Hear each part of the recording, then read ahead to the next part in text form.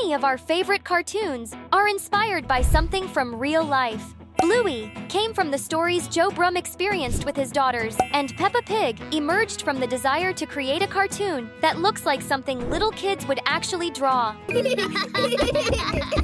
But what happens when the opposite occurs? What if these characters suddenly existed in the real world? For instance, Daddy Pig is a structural engineer. As we can see in the episode Daddy Pig's Birthday, he spends part of his workday in an office full of boards with complicated math calculations. That's because structural engineers are responsible for planning, executing, and overseeing structural projects in civil construction. They're the ones who supervise, alongside architects, to develop major urban works. It might seem impressive, and it truly is, but we're talking about Daddy Pig here, and we all know how clumsy and accident-prone he is, constantly messing up and embarrassing himself. So, in real life, even though he has an impressive-sounding job title, I bet he's not very good at what he does. That's probably why they leave him answering phones at the office. They're tired of him showing up at construction sites without a helmet and slipping down a hill or something similar. I said we'd imagine Peppa Pig characters in real life, but I didn't say I wouldn't add a hefty dose of realism to them. So grab your popcorn with bacon bits, because today we're diving into the raw, unfiltered reality of some of Peppa Pig's most important characters, here on Zigzag. As a child, Peppa always found it funny when her dad made mistakes and goofed up, but as she grew older, the consequences of having a weak father figure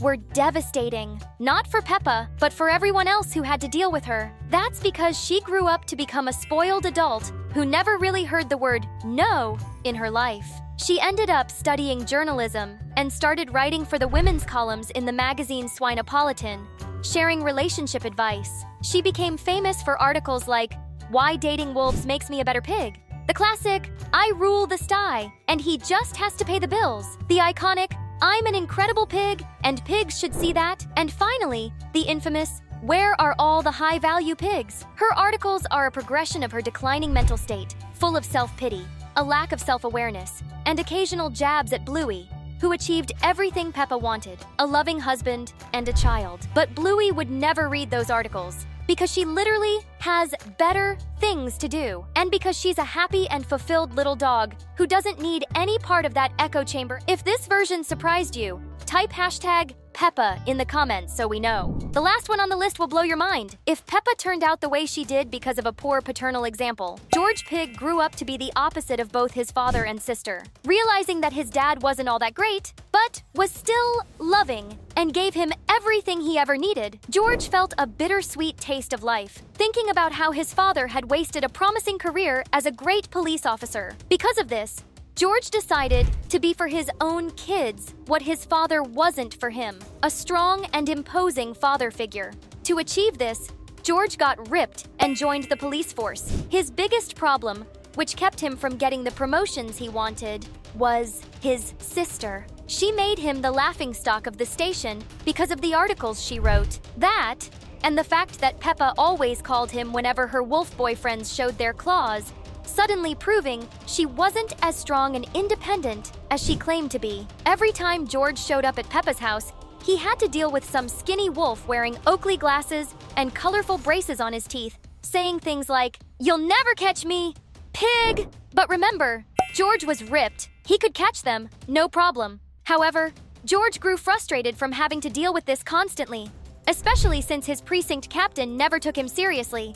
But his luck was about to change, because he was the one who managed to arrest two of the biggest criminals the animal world of Peppa Pig had ever seen. I'll tell you who they are at the end of this video. And it was this arrest which made headlines across the country that caught the attention of the next character on our list, who saw George's potential and made him an offer. Grandpa Pig found his true calling late in life, but he managed to make up for all the lost time he spent searching for it. The military arms industry and paramilitary mercenary companies, for which he hired George as one of his newest private soldiers after witnessing the professional way he handled that famous case. Grandpa Pig had always been a resourceful guy. He had a boat, knew how to build trains, and even had a toy airplane he used to fly. One day, Grandma Pig said something that clicked in his mind. That thing you're flying looks just like the ones President Pig uses in the Middle East, doesn't it? What's it called again? Oh,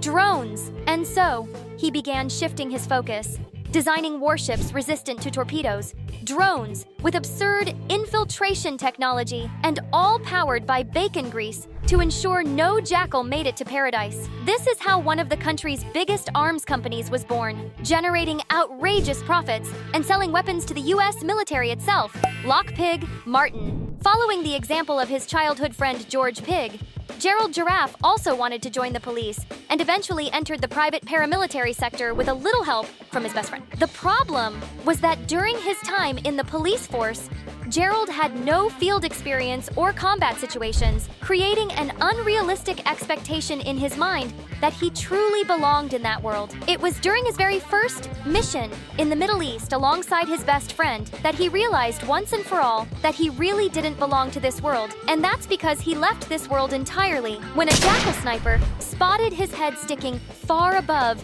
the improvised trench they had dug beforehand. That's when George learned an important lesson. Never take a giraffe on an infiltration mission. Another important lesson is this: if you don't subscribe to the channel, you'll never see our new videos as soon as they're released. So click that red button and turn on notifications to guarantee your fun every time a new video drops. And now, we've arrived at the famous case that earned George Pig his promotion. One of the biggest mysteries in the world of Peppa was how Mrs. Crocodile and Mr. Lion were in charge of a zoo, considering they were the only carnivorous animals, natural predators of literally every other character on the show. One day, the two of them were sitting around doing nothing when Mrs. Crocodile casually tapped Mr. Lion on the shoulder and said, "Dude, we're kinda dumb, aren't we? We're carnivores." To which Mr. Lion simply snapped his fingers and said, "Whoa, true that." And that's when they opened their new business, a restaurant, strangely located right next to the zoo. It wasn't until families started complaining about the lack of animals in the zoo, word of mouth spread like blood in shark-infested waters, and reviews on the travel consultant app began to mention the lack of variety at the location, that the authorities began to investigate. It was one of the new detectives at the station George had left, Rebecca Rabbit, who said, "Guys, we're kind of dumb, aren't we? The only two natural predators of literally everyone here opened a restaurant right next to their zoo." The case became a national spectacle, a tragedy for all the pig, gazelle, and rabbit families who visited the zoo and later snacked on pies, croquettes, and pastries filled with their own distant relatives. This was the case that caught Grandpa Pig's attention because George was the officer who single-handedly resisted attacks from both a lion and a crocodile and arrested them because, once again, George Pig was ripped. Which character would you like to see through these lenses? Let us know in the comments below. And stay away from Swinopolitan, and remember, if you're a giraffe, maybe the best job for you is something that doesn't require ducking.